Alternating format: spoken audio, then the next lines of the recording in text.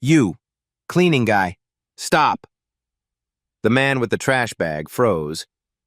Give us a stock tip. Come on, you're around money every day. You people always hear things. Laughter erupted from the crowd. 50 investors in tailored suits. Phones are already recording. I'll make it fun. I'll put real money on whatever you say. $100. That's what?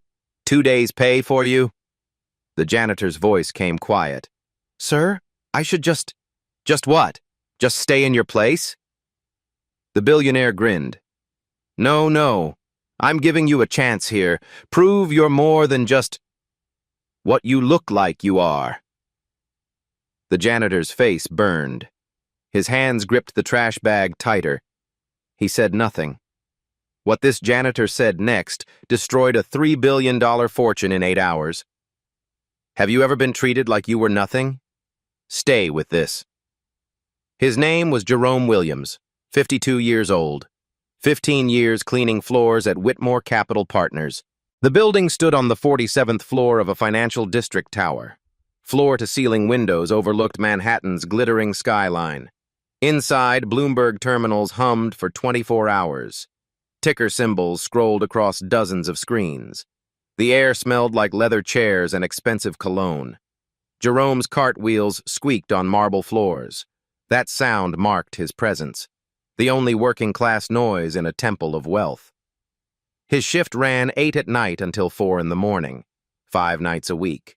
He emptied trash bins, cleaned executive bathrooms, vacuumed trading floors after everyone left, wiped down conference tables where men decided the fate of billions. Every night, the same routine. Clock in, change into his uniform, load the cart with supplies. Start on the 47th floor and work down. The job paid $32,000 a year. Enough to survive. Barely. Jerome lived in the Bronx, a 2-bedroom apartment he shared with his older sister Denise and her 2 kids. Denise worked double shifts as a nurse at Bronx Lebanon Hospital. Her ex-husband sent no money, so Jerome helped. Rent, groceries, utilities, whatever was needed. The commute took 90 minutes each way, the 6 train from Hunts Point to 51st Street, then walk 4 blocks. Jerome read during the ride. The Wall Street Journal, Barron's, the Financial Times when he could afford it. People on the train never looked twice at him. Just another black man in a work uniform. Invisible. At home, he helped Denise's youngest daughter, Amara, with homework before leaving for work. 8 years old.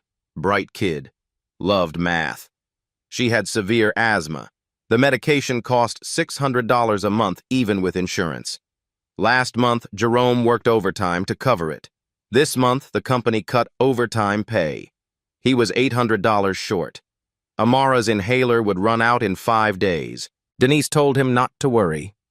She would figure it out. But Jerome saw the stress in her face. The late bills stacked on the kitchen counter. The food stamps are running low before month's end. He never told Denise the full story. She knew he used to work in finance. She knew something went wrong, but she did not know the details. She did not know what he had been. 28 years ago, Jerome graduated from Howard University with an MBA. Top 5% of his class. Brilliant mind for numbers. Pattern recognition like few others possessed. At 26, Goldman Sachs hired him. Equities division. He analyzed stocks, bonds, and derivatives. Found opportunities other analysts missed. By 30, they promoted him to senior analyst. He managed accounts for pension funds, union workers, teachers, firefighters, regular people's retirement money. $2.3 billion under his oversight. Then he saw something. The year was 2006. Jerome noticed his team packaging mortgage-backed securities, subprime loans bundled together and sold as safe investments. But when he looked closer, the math did not work. Default rates were climbing. Housing prices could not keep rising forever. He ran the numbers, again and again. Every model showed the same result. Collapse. Systemic failure. A crash that would devastate the entire economy. In January 2007, Jerome wrote a 40-page internal memo. He detailed the risks, showed the data, predicted the housing market would implode within 18 months, warned that Goldman's exposure could trigger catastrophic losses. His supervisor buried it, called him alarmist, told him to stop making waves. Jerome pushed harder, sent the memo to senior management, requested a meeting with risk assessment. They ignored him. Then the whispers started. Not a team player. Difficult. Doesn't understand how things work. In March 2008, everything Jerome predicted came true. Bear Stearns collapsed. Lehman Brothers followed. The global financial system nearly died. Millions of Americans lost their homes, their savings, their futures. Goldman Sachs survived. Barely. Government bailout money kept them alive. And Jerome? They forced him out. Quietly. No severance. Just an NDA and a veiled threat. If he talked publicly, they would destroy him. The industry blacklisted him. He applied to every major firm, every boutique hedge fund. Nobody would hire him. The coded language appeared in every rejection. Not the right fit. Overqualified. We're going in a different direction. Word traveled fast on Wall Street. Whistleblower. Troublemaker. Radioactive. His savings lasted 18 months. His wife left during month 14. Took their daughter Kiara to California. Filed for divorce. Said she married a winner, not a martyr. Jerome did not fight for custody. He had nothing to offer. No job. No money. No future. At 37, he moved into Denise's apartment. She gave him the couch, told him to stay as long as he needed. No judgment, just family. He needed health insurance. His blood pressure medication cost $200 a month without coverage. So he took the first job that offered benefits. Night janitor at a financial services building. The irony was not lost on him. Cleaning up after the same people who destroyed his career. But Jerome discovered something. From the bottom, he could see everything. Documents in trash bins, printed emails, confidential memos, deal sheets, risk assessments. People threw away information worth millions. He started reading everything he found, memorizing company names, transaction details, merger discussions, executive concerns. At home, he kept a notebook. 15 years of observed patterns, market movements, insider activity. He tracked it all. Jerome made predictions to himself, wrote them down with dates. Over 15 years, his accuracy rate was 73%. Better than most professional analysts. Nobody knew. Not Denise, not his co-workers, nobody.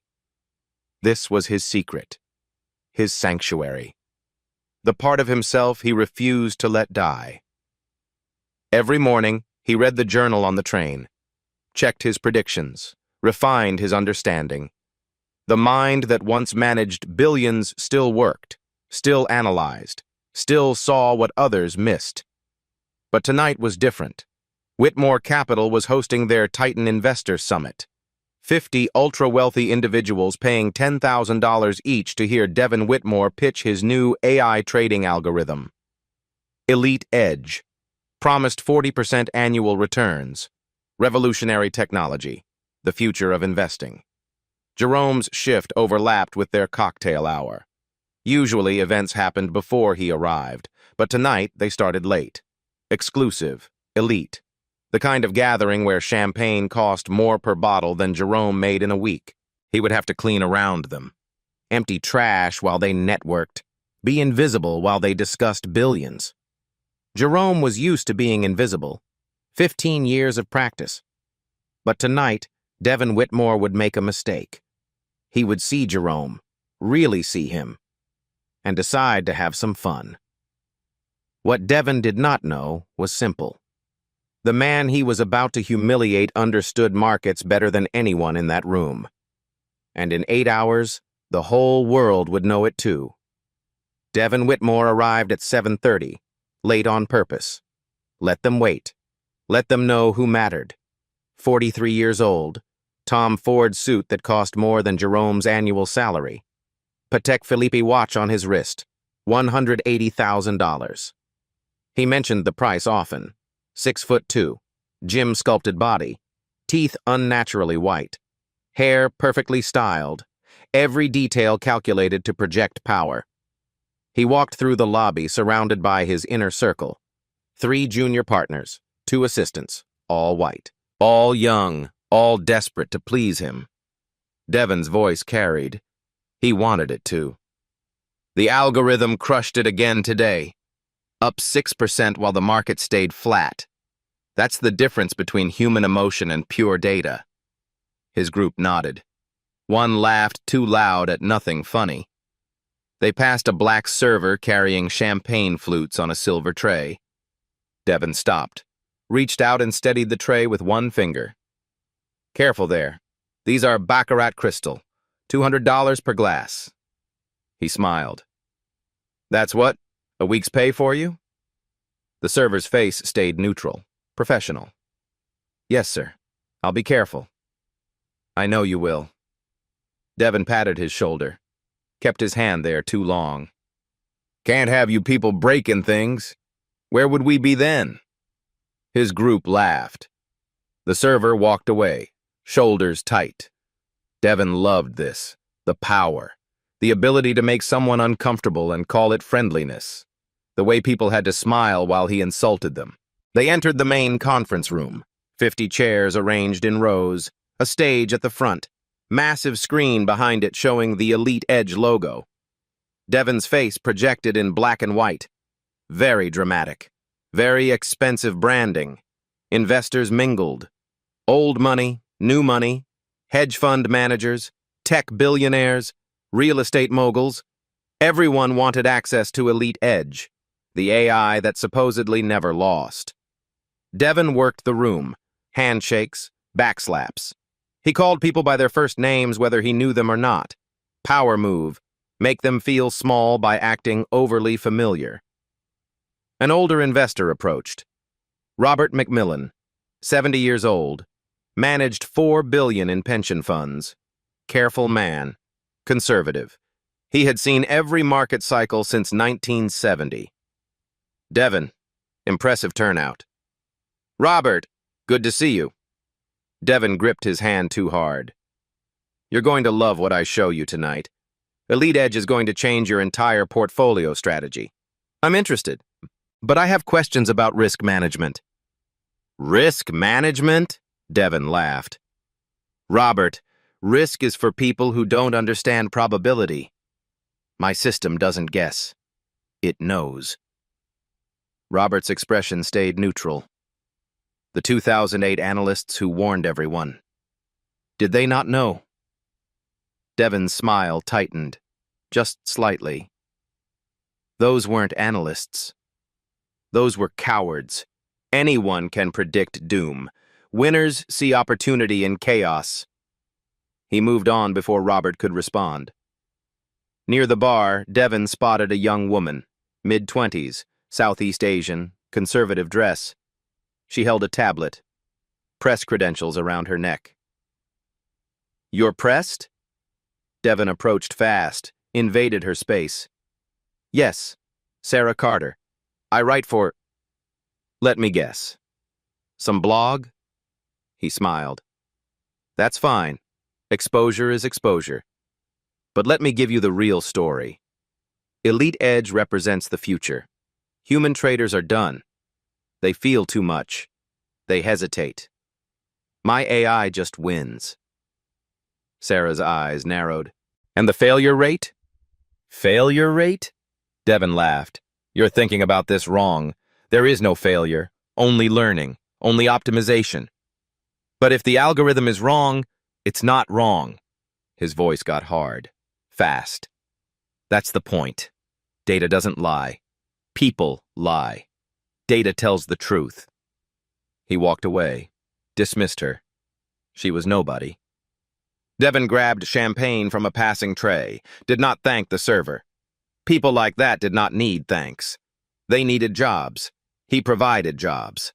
That was enough. He checked his phone, scrolled through his trading positions. Everything is green. Always green. He was brilliant. The market proved it every day. An alert popped up.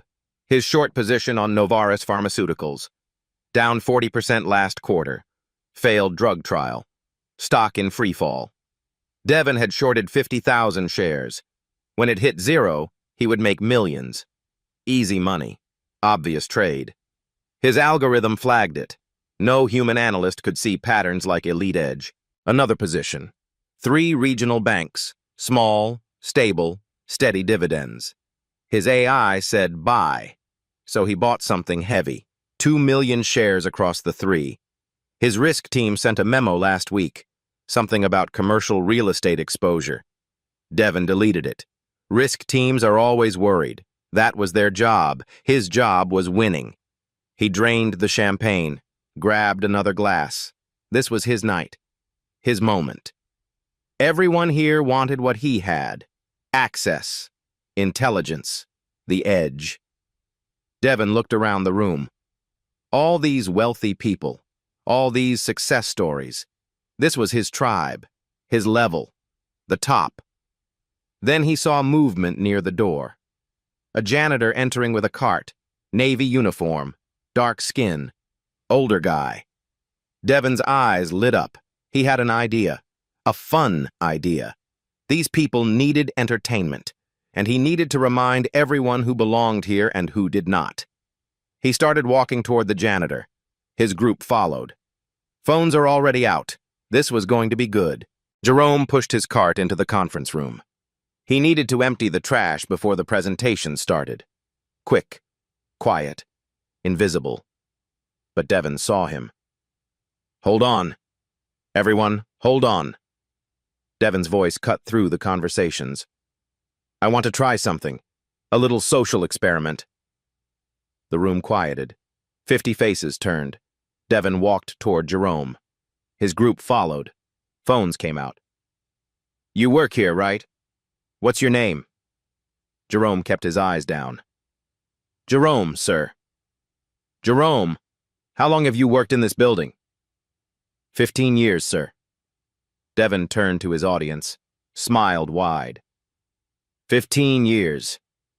This man has been in this building, around our meetings, our terminals, our conversations for 15 years.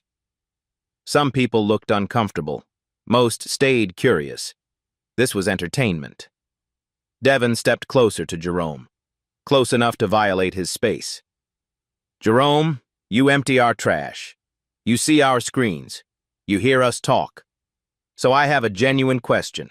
Do you have any idea what we actually do here? Jerome's hands gripped the cart handle. You manage investments, sir. He knows. Devon clapped once, loud. But here's what I really want to know. In 15 years of proximity to all this money, have you learned anything? Do you understand the market? Jerome said nothing. Come on, be honest. Do you understand stocks, bonds, options, or do you just understand mops? A few people laughed. Nervous laughter, but laughter. I'm serious, Jerome. You're here every night. You're around all this wealth, all this intelligence. Has any of it rubbed off, or does it just go right over your head? Jerome's jaw tightened. He kept staring at the floor. Devon pulled out his phone, opened his trading app, held it up so everyone could see. Tell you what, I'm feeling generous. Give me a stock tip, any stock, and I'll invest $100 right now, real money, in front of everyone. The room went completely silent. If you're right in 1 month, I'll give you $1,000. Cash? That's what, 3 weeks' pay? Devon grinned. But if you're wrong, well, at least we'll have a good story. A younger investor spoke up. Devon, man. Come on. Devon ignored him. What do you say, Jerome? Want to play? Or are you afraid you'll embarrass yourself? Jerome's face burned. Sweat formed on his forehead. 50 people were watching. All of them white. All of them are wealthy. All of them are waiting. Sir, I should just finish my work. Your work? Devon's voice got louder. Your work is cleaning up after us. That's your work. But I'm offering you a chance here. A real chance. Show these people you're more than just what you look like. The room shifted. Some people looked away. Others leaned in. Devin kept going. One stock tip. That's all. Unless you can't. Unless you don't actually know anything. Unless you've spent 15 years around brilliance and learned nothing. He turned to the crowd. See? This is what I'm talking about. Proximity to success doesn't make you successful. Being around smart people doesn't make you smart. You either have it or you don't. Devin looked back at Jerome. And some people clean, some people build. No shame in knowing which one you are. Jerome's hands shook. His breathing came faster. He had two choices. Walk away and confirm everything Devin believed, or speak up and risk everything. Speak up and expose himself. Speak up and face the people who destroyed him. Devin waved his phone again. One stock. Any stock. Or admit you're in over your head. Admit this world isn't for people like you. People like you. The words hung in the air. Everyone heard what Devin meant. Everyone knew. Marcus, another janitor, stood frozen across the room. His eyes met Jerome's. A slight shake of his head. Don't do it. Walk away. But Jerome thought about Amara. Her inhaler running out. Denise working herself to death. 15 years of silence. 15 years of watching these people waste fortunes while claiming genius. He thought about his daughter Kiara. Haven't spoken in 8 years. She probably thought he gave up. Quit. Failed. He thought about the memo he wrote in 2007. The one nobody read. The truth nobody wanted. Devin smirked. That's what I thought. Some people think. Some people just... I'll do it. Jerome's voice came quiet, but everyone heard. Devin's eyebrows raised. What? Jerome looked up, met Devin's eyes for the first time. I'll give you advice. Free. No $100. No bet. Devin laughed. Oh, this is going to be good. All right, Jerome. Enlighten us. What stock should I buy? No stock. What? Jerome's voice got steadier. 15 years of suppressed knowledge pushing up through his chest. You asked for advice. Here it is. Close your short position on Novartis Pharmaceuticals. Today. Before the market opened tomorrow. The room went dead silent. Devin's smile froze. Novartis? That company is dying. My algorithm... Your algorithm doesn't know what I know. Every phone in the room was recording now. Every eye on Jerome, the janitor who just challenged a billionaire. Devin's face flushed red, half angry, half confused. And what exactly do you know? Jerome set down his trash bag, removed his latex gloves, slowly, deliberately. Would you like me to explain, or would you rather keep thinking I'm too stupid to understand your world? Jerome stood there, gloves in his hand. 50 people were staring. Devin waited, still smirking. Well, are you going to explain, or was that just talk? Every part of Jerome's brain screamed at him to stop, walk away, go back to invisible. If he lost this job, he had nothing, no backup plan, just poverty waiting. But he thought about something his mother used to say, dead 12 years now. Baby, dignity isn't something they give you. It's something you carry, and nobody can take what you refuse to give. He thought about his daughter Kiara, 22 now, living in San Francisco.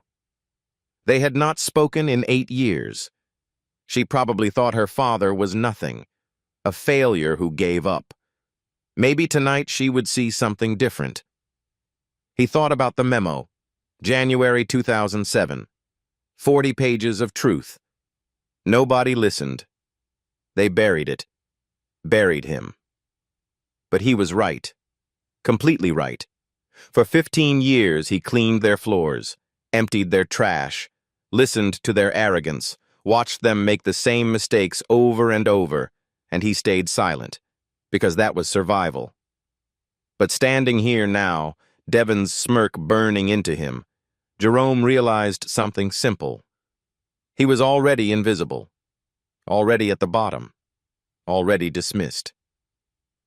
What exactly did he have to lose? Devon's voice broke his thoughts. Look, if you don't actually know anything, just say so. Nobody expects... Stop talking. Jerome's voice came calm, steady, the voice he used to use in boardrooms. Devon's mouth closed. Surprise flashed across his face. Jerome looked around the room, at Robert McMillan, at Sarah Carter, at the 50 wealthy faces watching this spectacle. You want advice? Jerome's hands stopped shaking. Real advice? Devon recovered, tried to reclaim control. That's what I asked for. Then listen. Actually listen. Because what I'm about to tell you could save you millions. Or you can keep laughing, keep recording, and in 8 hours, you'll understand exactly how much you don't know. Jerome stepped forward, away from his cart, away from his trash bag, away from the costume of invisibility he had worn for 15 years. Novartis Pharmaceuticals. You're shorting it. 50,000 shares. You think it's dying. Devon's smirk faded completely. How do you... I know because I read your trash. Every night for 15 years. Every document you've thrown away. Every memo your team writes. Every warning your risk analysts send that you ignore. The room exploded in whispers. Jerome kept talking. His voice is stronger now. And right now you're about to lose everything. Devon laughed. Tried to, anyway. It came out wrong. You read trash. Congratulations. That doesn't make you... Your algorithm flagged Novartis because they failed their Phase 3 trial last quarter. Stock dropped 40%. You saw blood in the water. Shorted 50,000 shares. Textbook trade, right? Devon's face went tight.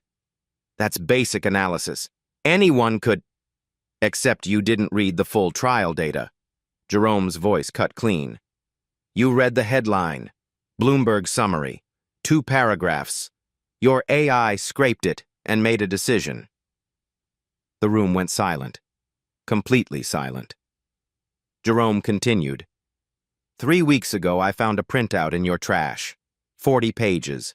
The actual trial results. Your analyst printed it. You never read past page 1. Sarah Carter pulled out her phone, started taking notes. Page 31 had the real story. The trial missed the primary endpoint by 6%, but it crushed every secondary endpoint. 92% efficacy in patients with a specific genetic marker, CDK12. A woman near the front whispered something. Robert McMillan leaned forward. Jerome kept going. His voice is steady now. 15 years of analysis pouring out. 2 weeks ago, a different printout. Same trash bin. FDA approval notice. Companion diagnostic test for CDK12 marker. Launches in 6 weeks. Devon tried to interrupt. That doesn't... It means everything. Jerome's eyes stayed locked on him. Novartis didn't fail. They found a targeted therapy. Once that diagnostic hits the market, doctors can identify which patients respond. 92% success rate. That's blockbuster territory. The whispers grew louder.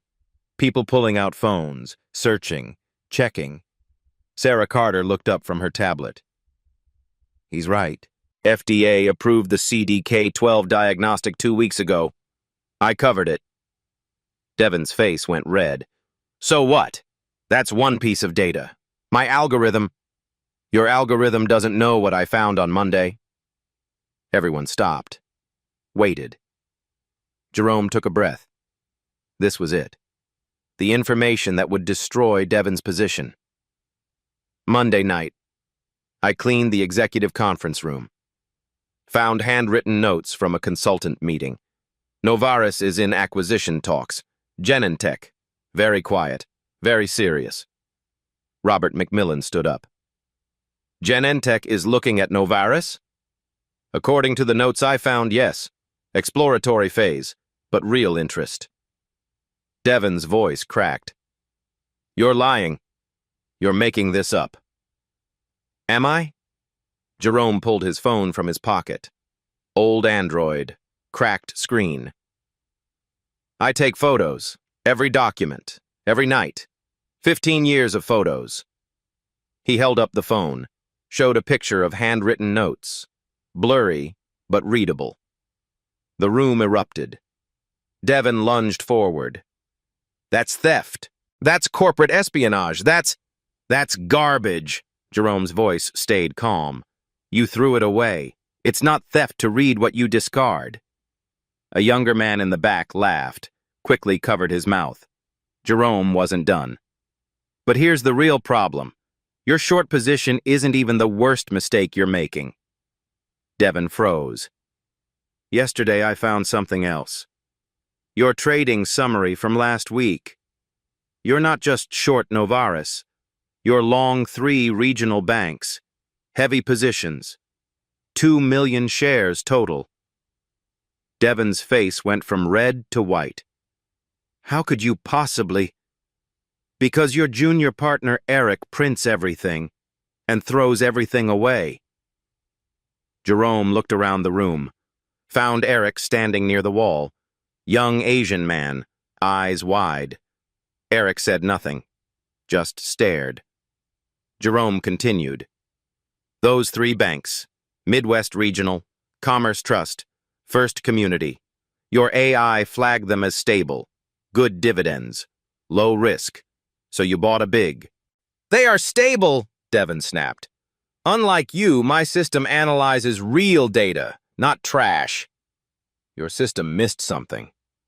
Jerome's voice dropped. Quiet. Dangerous.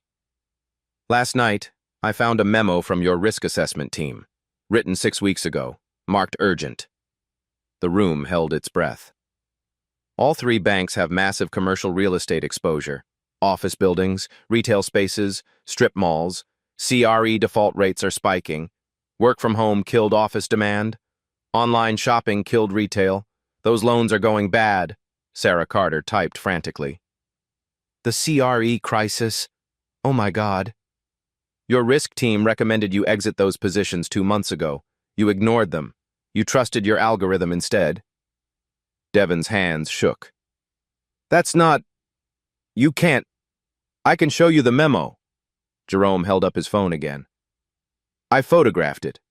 Like I photograph everything you people throw away thinking nobody's watching. Robert McMillan walked toward the stage. Devon, is this true? Did your risk team warn you? Devon said nothing.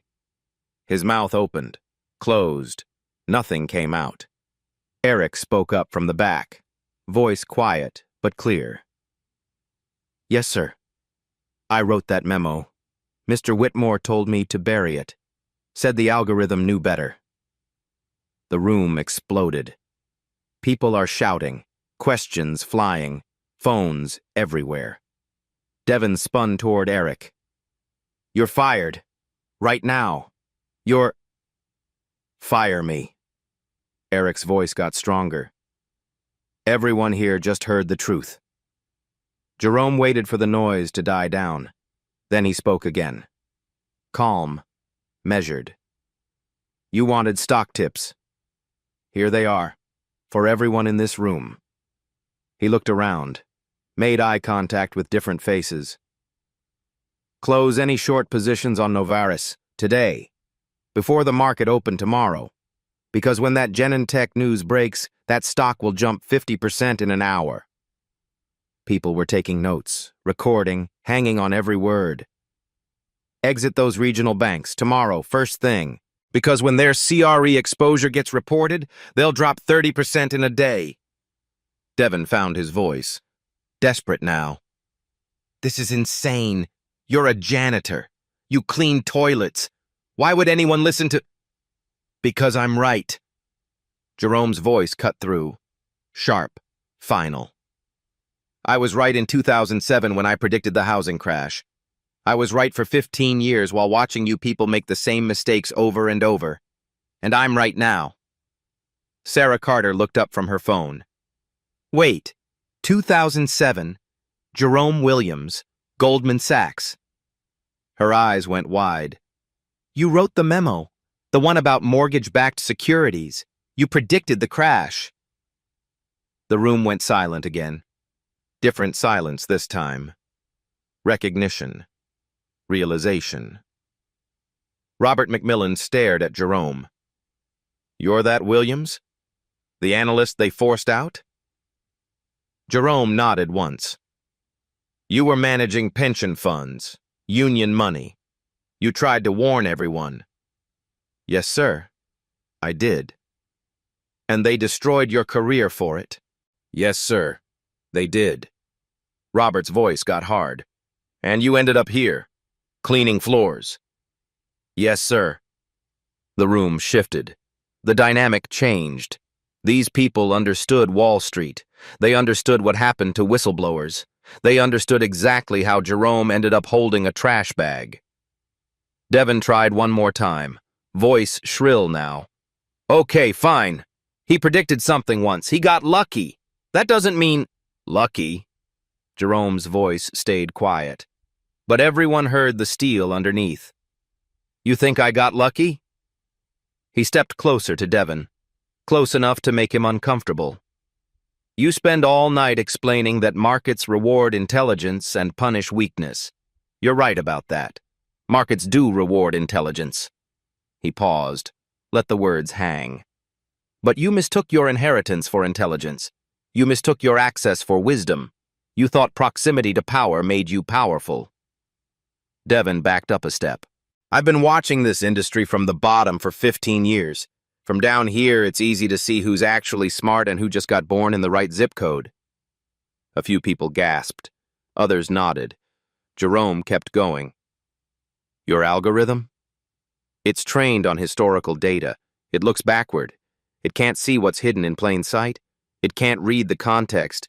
It can't understand that the most valuable information in this building gets thrown away every single night. He held up his phone one more time. I've been reading your secrets for 15 years.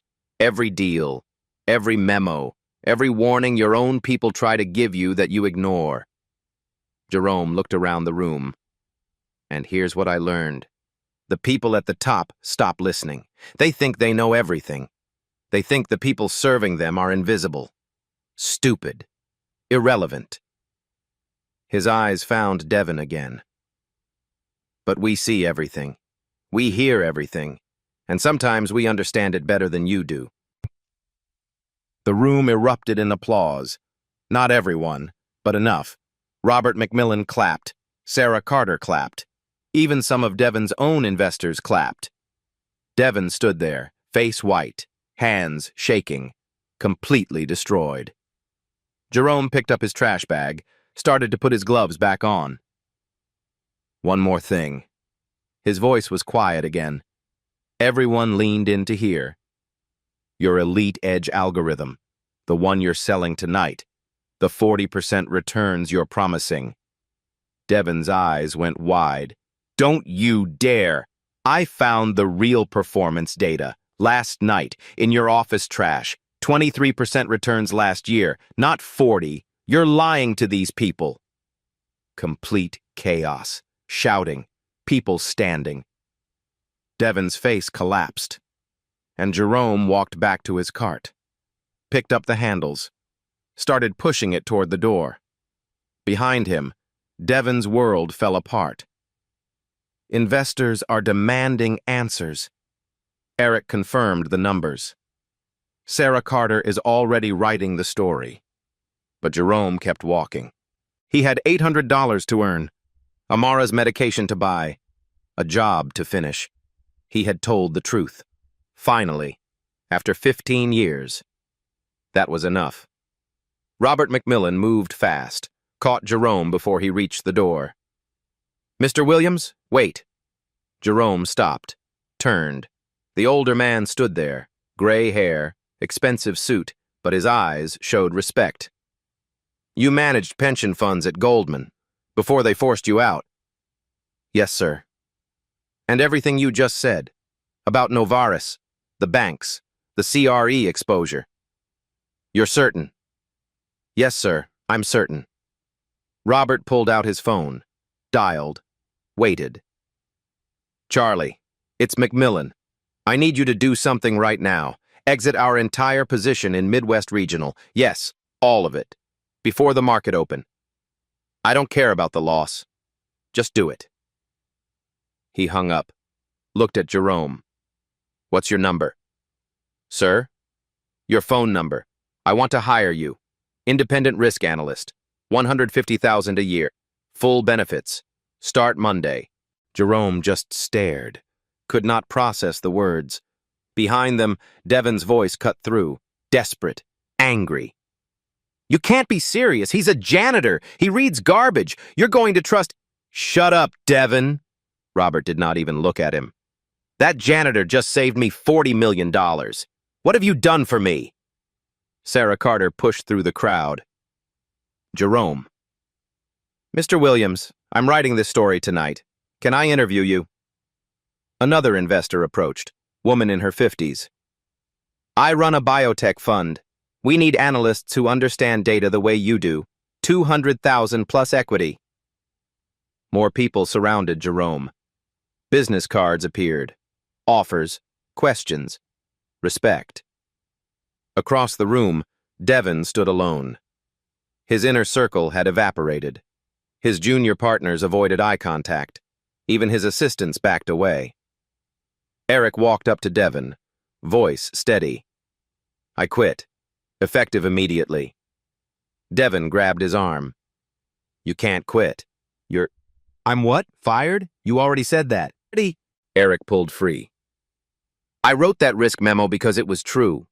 You buried it because your ego couldn't handle being wrong. I'm done. He turned and walked toward Jerome. Mr. Williams, thank you. My mother cleaned offices for 25 years while putting me through school. What you did tonight, what you said, thank you. Jerome nodded. Could not speak. His throat is tight. Devon tried again, voice shrill now. Everyone stop. Just stop. He got lucky. One prediction. That doesn't mean— Devon. Robert McMillan's voice cut like glass. I'm pulling my fund from Elite Edge. All of it. $400 million. Devon's face went white. Robert, wait. We can discuss. There's nothing to discuss. You lied about your returns. You ignored your own risk team. You shorted a company about to get acquired. And worst of all, you publicly humiliated a man who knows more about markets than you ever will. He walked toward the exit, stopped next to Jerome. Monday morning, 9 a.m. My office. We'll discuss your role. Sarah Carter finished typing, looked up at Devon. Mr. Whitmore, any comment for my article? Devon's mouth moved. No sound came out. I'll take that as no comment. She turned back to Jerome. Mr. Williams, one question. Why now? Why tonight? You could have stayed silent. Jerome thought about it. About Amara. About Denise. About 15 years of invisibility. Because I'm tired of watching arrogant people mistake their luck for intelligence. I'm tired of watching them destroy good people and call it business. And mostly, I'm tired of being invisible. He looked directly at Devon. You wanted to prove I didn't belong in your world. You were right. I don't belong in a world where cruelty passes for confidence, where inheritance passes for intelligence, where people who serve get treated like they're nothing. His voice got quieter, but everyone heard. You tried to humiliate me with your money and your power, but here's what you never understood. You can't humiliate someone who knows their worth. You can only expose your own emptiness. The room stayed silent for 3 full seconds. Then, applause. Real applause. Not polite. Not performative. Genuine. Devon turned and walked toward the exit. Alone. Destroyed. The billionaire who mocked a janitor and lost everything. Jerome stood there surrounded by people who finally saw him. Really saw him. After 15 years of darkness, he was visible again, and it felt like breathing after drowning. Jerome finished his shift. 4 a.m. He emptied every trash bin, cleaned every bathroom, vacuumed every floor. Marcus found him on the 43rd floor, the other janitor, eyes red. Man, Jerome, I had no idea. 15 years working next to you and I never knew. Nobody knew. You just became a legend. You know that, right? Jerome smiled, tired. I just told the truth. The video's everywhere. 400,000 views already. Twitter's on fire. They're calling it the greatest takedown ever filmed. Jerome pulled out his phone. Cracked screen. 17 missed calls. Texts from numbers he did not recognize. Emails flooding in. One voicemail stood out. Unfamiliar number. California area code. He played it. Dad? It's Kiara. I saw the video. Dad, I'm sorry. I'm so sorry. Can we talk? Please? His hands shook. 8 years of silence. 8 years of his daughter thinking he was nothing. He saved the message. Would call her tomorrow. By the time Jerome left the building at 4:30 a.m., the sun was starting to rise. He walked to the subway, took the 6 train home. The morning commuters ignored him, same as always. Just another black man in a work uniform. But Jerome felt different, lighter. Like 15 years of weight had lifted. He got home at 6. Denise was awake, making breakfast for the kids before her shift. She looked at him, knew something happened. Jerome? He told her everything, Denise cried. Held him. Baby brother, you never told me. All this time, why didn't you tell me? I was ashamed. Of what? Of falling. Of losing everything. You didn't lose everything. She grabbed his face, made him look at her. You lost a job. You kept your integrity. That's not nothing. Amara came into the kitchen, rubbing sleep from her eyes. Uncle Jerome, are you famous? He laughed, picked her up. Why would you say that? Mama's phone keeps buzzing, and there's a man on TV talking about you. Denise grabbed her phone, turned on the news, financial channel, morning show. The anchor was discussing the video.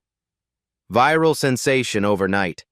A janitor at a major hedge fund exposes critical flaws in billionaire Devin Whitmore's trading strategy. Market analysts are calling it the most dramatic public correction in recent memory. The screen showed a photo. Jerome's face, from the video. Eyes clear, voice strong. The anchor continued. We've confirmed the janitor's identity. Jerome Williams, former senior analyst at Goldman Sachs who famously predicted the 2008 financial crisis. Now, sources say multiple firms are competing to hire him. Denise stared at the TV, then at Jerome. They're talking about you on the news. Apparently. His phone rang. Robert McMillan. Mr. Williams, have you seen the market? No, sir. I just got home. Novaris opened up 34%. Genentech confirmed acquisition talks an hour ago. Stock's at 67% gains now. Jerome's breath caught. And those 3 banks? Midwest Regional just halted trading, disclosed major CRE losses, down 18% before the halt. Jesus. You were right, about everything. Devin's fund is down 18% in one day. Investors are pulling money. He's facing an SEC investigation for false performance reporting. Jerome said nothing, just listened. Monday, 9 a.m., my office. We'll discuss terms. But Jerome? Thank you. You just saved my fund $40 million. Maybe more. They hung up. Denise looked at him. What just happened? I think I have a job. A real job. The next 3 days blurred together. Interview requests, job offers, legal documents. Wall Street Journal wanted to profile him. NPR wanted him on their show. His LinkedIn got 10,000 connection requests in 24 hours. A documentary filmmaker called, wanted to tell his story. His ex-wife called, awkward, apologetic. Jerome, I saw the news. I was wrong about everything.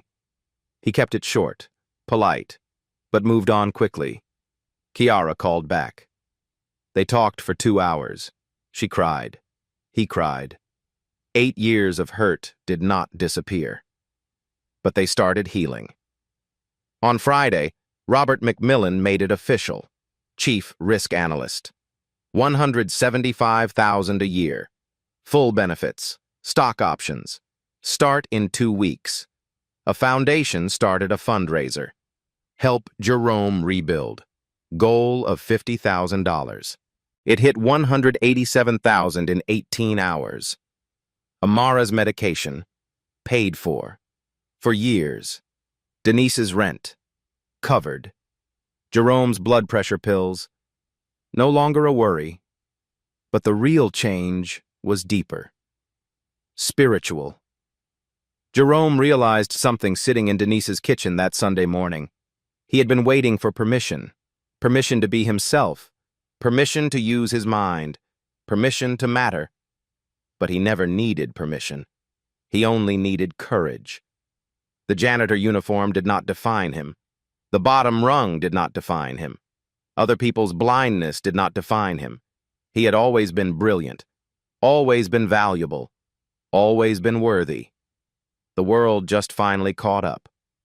Monday morning, Jerome put on a suit for the first time in 15 years, took the subway downtown, walked into McMillan and Associates, corner office waiting, Bloomberg Terminal, team of analysts eager to learn from him. Amara's medication would never run out again. Denise could cut back her hours. Kiara wanted to visit next month. Devin Whitmore's fund closed 2 weeks later. SEC fined him $4 million. His billionaire status survived, but his reputation did not. Jerome never responded to Devin's LinkedIn apology. Some people did not deserve his energy. Instead, he started teaching. 1 evening a month, Bronx Community College, free class. Reading markets, what they don't teach in business school. 20 students the first night. Janitors, security guards, home health aides, people working jobs that did not reflect their minds. Jerome looked at them and saw himself, invisible, brilliant, waiting. You are not your uniform, he told them. You are not your title. You are what you know, what you value, and how you treat people when nobody's watching. He taught them to read financial statements, understand market patterns, see what others missed. Some would change careers. Some would just understand their world better. All of them would know they mattered, because Jerome Williams had learned the most important lesson. Intelligence does not need permission. It just needs opportunity. And sometimes you have to create that opportunity yourself. Jerome Williams' story is not really about stocks. It is not about algorithms or hedge funds or billionaires getting what they deserve. It is about this. How many brilliant people are we ignoring because we judge by uniform instead of mind? How many Jeromes are driving our Ubers, stocking our shelves, cleaning our offices, carrying knowledge we desperately need but refuse to see? Jerome did not become smart that night in the conference room. He had been smart for 30 years. He had been right about the biggest financial crisis in modern history. The only thing that changed? Someone finally asked. And he finally answered. Devin Whitmore made one fatal error. He thought proximity to money made him wise. He thought his algorithm was smarter than human insight. He thought the people serving him were invisible. Stupid, irrelevant. But here is the truth. The people you are not listening to might know more than you do. The person emptying your trash might see patterns you miss. The server bringing your drink might understand your industry better than you understand it yourself. We are surrounded by invisible genius. The question is whether we are humble enough to see it. So here is what I want you to think about. Who are you dismissing? Whose intelligence are you ignoring because of their job, their accent, their skin color, their zip code? Maybe it is the receptionist who sees every client before you do. Maybe it is the custodian who hears every executive conversation. Maybe it is the delivery driver who knows your neighborhood better than any algorithm. Look again. Listen harder. You might be standing next to brilliance and not even know it. And for those of you who feel invisible right now, those of you working jobs that do not match your mind, those of you carrying knowledge the world refuses to see. Jerome worked in silence for 15 years, but he never stopped learning, never stopped sharpening his skills. He stayed ready. When his moment came, he was prepared. So stay ready. Your moment is coming. By the way, Jerome still teaches that class in the Bronx. Every month. Still free. The waiting list is now 200 people long. He recorded his first album of lectures. Gets released next month. Already pre-ordered 50,000 times. Devin Whitmore? Last I heard, he is consulting for a small firm in Connecticut. Much quieter life. If this story moved you, here is what I need. Subscribe to this channel. Every week I bring you true stories about people who refuse to accept someone else's definition of their worth. Comment below. Tell me about a time you were underestimated, or a time you underestimated someone else. Let us learn together. Share this video. Send it to someone working a job that does not reflect their brilliance. Someone who needs to remember they matter. Next week, the story of a hotel housekeeper who exposed a corporate fraud scheme, and why the executives tried to deport her instead of thanking her. Real stories, real courage, real people who changed everything by refusing to stay silent. You are not what you do for money. You are what you carry inside. Your knowledge, your values, your dignity. Never forget that.